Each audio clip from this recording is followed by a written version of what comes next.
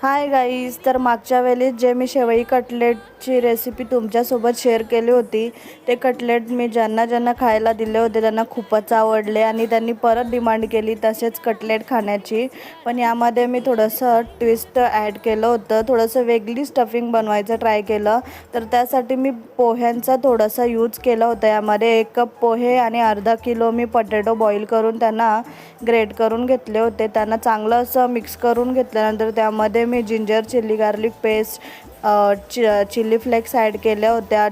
2 tablespoon यामध्ये मी pav bhaji masala add करून, सॉल्ट ॲड करून त्या डोला चांगलं असं मी मिक्स करून घेतलं. नंतर एका साईडला मी कॉर्नफ्लॉवर आणि मैद्याची स्लरी प्रिपेअर करून घेतली, तुम्ही व्हिडिओमध्ये बघू शकता.